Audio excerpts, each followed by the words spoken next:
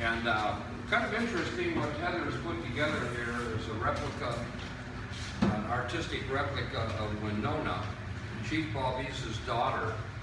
He had two daughters, Winona and Winona. And the interesting thing about them is they kind of come down through time as historic figures, but they also, their stories could be ripped right off the front pages of today's newspapers. Winona, and when you talk about the Indians here, we're talking about the Huron Potowatami. They were escorted out of here by the federal government in 1840, September of 1840, when federal troops and agents surrounded their village, which today is at the corner of Squawfield and Waldron Roads. And they did it literally by bayonet, charged into the village and rounded up all the people. Except at that time, Baw Beese had his home at Bird Lake. So his wife was sick, so they had to wait for a couple of days until she got well enough to travel.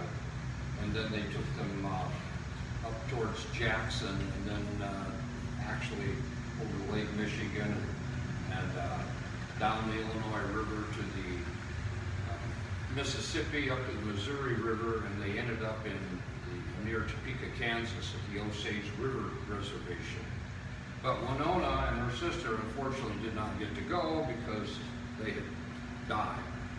And when Winona was an interesting one, and this must have happened in the late 1820s, perhaps the very early 1830s. Winona was in love with a Frenchman, and they wanted to get married. Well, he was Catholic, and at that time the Huron Potawatomi that lived in this era sort of converted to their own version of Catholicism. But so he wanted a priest to marry them, so he took off. He was going to go to Frenchtown, which today we know as Monroe, Michigan, to get a priest to bring back into the wilds of Hilsdale County so he could marry this Indian lady. Well, what happened, there's two versions of the story. One is either he caught some terrible disease on the way, like cholera, and he died. And the other one was that he was mauled by a black bear, a female black bear with cubs in tow. So which story is true, we don't know, because they didn't have newspapers in this area back then, and nobody reported it. But she did what Winona did, what a lot of Indian women would do, and at the time they would either when somebody close to them died, they'd either mutilate themselves or commit suicide to join the spirits of their departed love. Well, she chose death by drowning, and I think it might have been one of the sand lakes that she took a canoe and filled her clothing with rocks and jumped in, and that was the end of Winona. Well, Winona's story is much more interesting. There's in the legends about her, there was these references that she was of mixed blood, so which means that she could have been partly white. And there are also these legends about Baw Beese, long before he left this area, of being involved with a white woman. It's in my book that there's two or three different names that come down through history. That one of them was Lunette Levere, another one was Catherine Cash. And these were ladies that maybe Baw Beese had a relationship with, but there's no way to prove it, obviously. But it was always said about Winona that she was a very beautiful girl. And the Potawatomi women of that time weren't necessarily known for their beauty. They were hardworking, and they lived out in the wilderness. Their way of life wasn't conducive to the kind of beauty that we think of today. But she was always noted as kind of being a very attractive young woman, which speaks to the possibility of mixed blood. Well, she was in love, after she got old enough, she was in love with her cousin, Ashtawet. But just like we're not supposed to marry our cousins, unless you live down in Canada. I'm making a bad joke, I lived down there. But you can't, and they couldn't marry their cousins either. They were very aware of the reasons for that. If someone in your own clan, they wanted you to marry outside of your clan. So an Indian from, I think he was from Lenawee County. His name was Nignaska. And he had been after her for a long time. And finally, her father agreed that with the exchange of gifts and whatnot, that she should marry Nignaska. Well, she was a spirited young woman and was known around the Potowatami clan around these parts as being a very popular, attractive, and vibrant young woman, probably in her late teens, 16 to 17 years old. And so, because of the gifts that this Nignaska had given her family, she had to marry him. He was kind of a drunken lout, to be blunt. Wasn't a very nice guy. And he treated her terribly. Some Indian males treated their wives pretty good. Usually they had more than one wife, but she was his only wife. And he often, if you can read between the lines, he was probably beating her up and treating her, as I said, very badly. And one day he took off with a cream-colored pony that her father had given her for a wedding present. And he was down in Fremont, Indiana, along the old Great Trail, which today is US 20. And he sold her pony to get more money so he could buy more booze. And when he got home, she asked, where's my pony? And he said that he'd sold it. And she got mad, and I think he kind of probably beat her up and then taunted her. And he said, well, if you don't like it, he says, kill me. Well, she'd had enough. She'd just taken too much. And she loved that little pony. So she whipped out her knife and stabbed him right in the heart. And he dropped dead, literally right at her feet. She knew what she had done, and she knew that she was going to have to pay the consequences for that. Very sad story. I mean, she got rid of her tormentor, but now she was going to have to suffer the consequences. And the consequences was that her father had to, because he was the chief or the head of the clan, he had to be actually, sentence her to death. So I'm not exactly sure where it happened. There was some reports that it happened in near Camden, but at the time it could have been far north of there. Mrs. Allen, Moses Allen, the first settler in Hillsdale, white English-speaking settler. His wife, Mary, had tried to stop this execution, but they had no avail. So a lot of Indians came from far around to attend the execution. And actually she was killed by her brother-in-law, a man by the name of Joe Nassay. He was brother to Nignaska. And so they tied her to a stake, and he took her knife and stabbed her, and that was it. The interesting part of the story is she remains as kind of a historical touchstone for the things that happened here in Hilsdale County during the settlement period, during the pioneer period.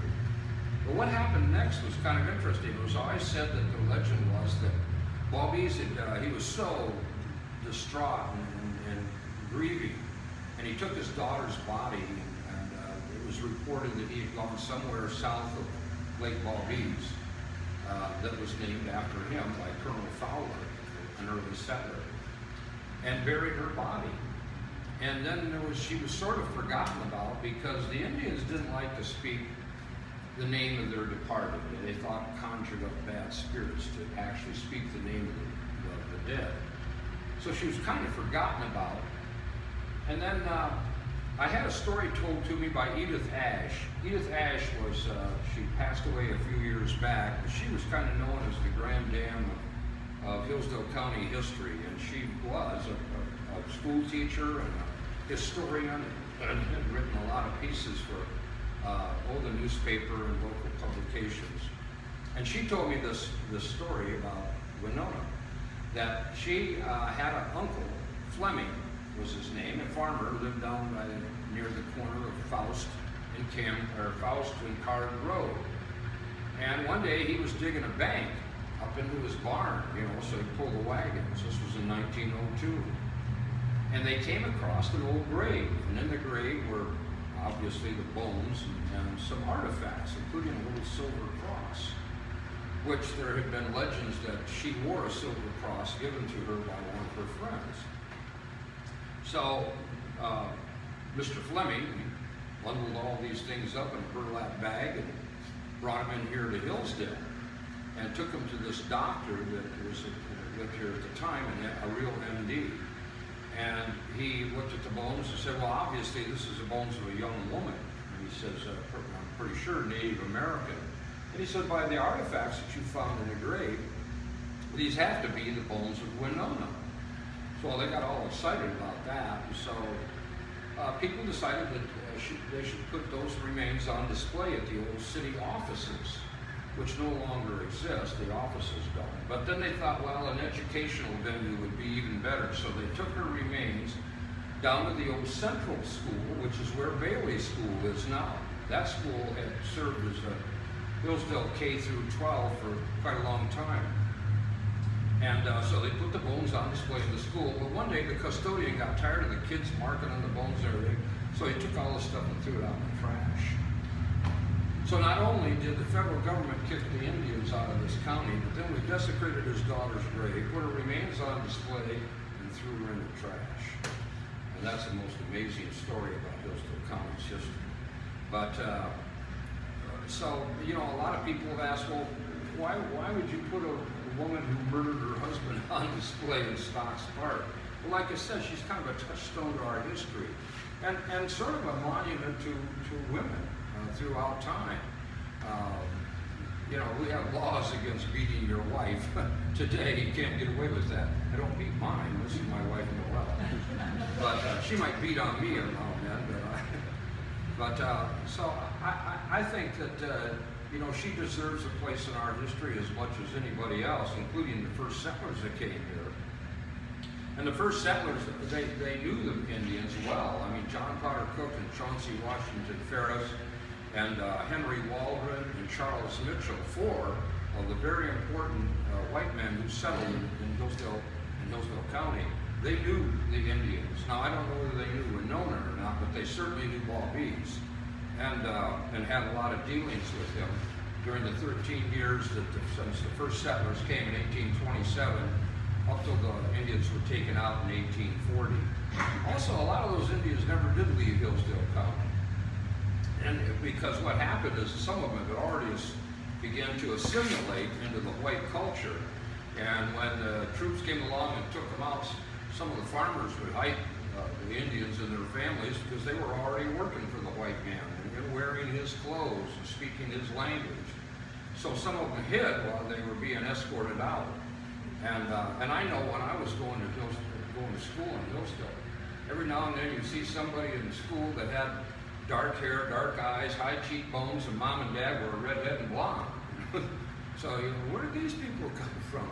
Well, you look at their family names, and they've been here for decades, you know, right back to some of their families owned centennial farms. So, actually, all the Indians never did leave Hillsdale County.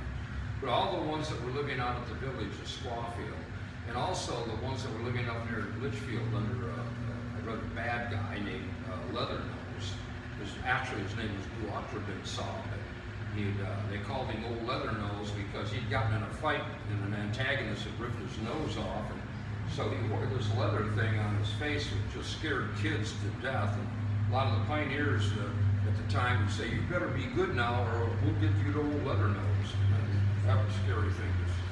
It was scary for the kids. But when you think about the history of any small town in the country, you have to go back to who was here before our people were here, and how long had they been here? Well, of course, we know that the glaciers retreated from Michigan probably about 10 to 12,000 years ago. And so, ostensibly, you could have had Native Americans living in this part of the country for, my gosh, thousands of years. And you think about that, they think about whole families and generations living here in Hillsdale County. And we've been here for about 180 years, since the 1820s.